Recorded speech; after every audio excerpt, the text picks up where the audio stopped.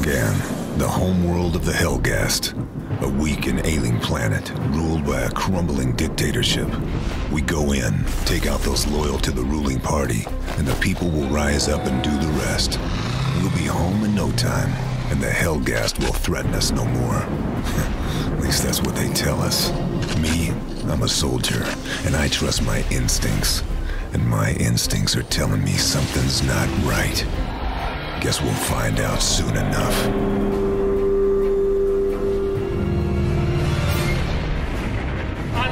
The whirlwind of our wrath. Our guns never tire, and we have beaten back the foe.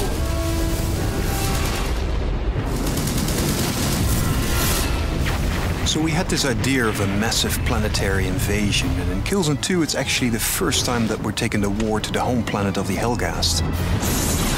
You're outgunned, you're outnumbered, and the notion is that you never quite feel safe. In Killzone 2, the theater of war and the feeling of war is really all around you. It's the eyes of battlecruisers in the sky that remind you of the epic war that you're fighting on the planet. But it's also the small things like walking around Helghan planet. And we try to really entrench this feeling of war in all the different elements. Immersion for Killzone 2 is really important for us. So we removed all the distractions, such as the HUD, for example, which always sits in between the player and the actual world. We wanted to make the player feel vulnerable, so we have a lot of things going on that make him feel that he's really there. Another thing we try to do is make the player feel physically connected to the world. There is this valve that you can turn, and you use the 6-axis controller. That really makes the player feel more immersed. We've made everything first person. For example, helping a buddy up a higher area is in first person. If the player dies, the camera will fall over in first person. Because every time you pull out the camera and make a third person shot, it breaks the sense of immersion. The PlayStation 3 has allowed us to do much more complex things with the AI in Killzone 2. The Helghast will respond much more to the player's actions. They will jump over obstacles and hide behind cover. And if you shoot the cover, they will rethink what to do and make another plan. The hit response system in Killzone 2 has become one of the most important mechanics in the game. And to make that as realistic as possible, we spent a lot of time on making this system really work well.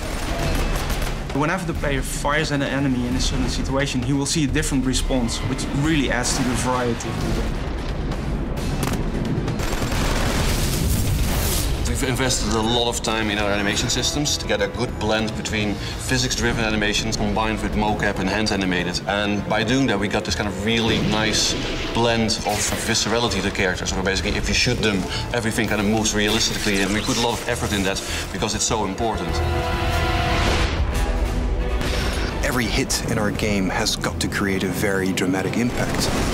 You see that in the environments through loads of destructibility, but also on the characters. There's a lot of variety in how your enemies react to your bullets, and that, to us, creates a very unique and innovative gameplay experience.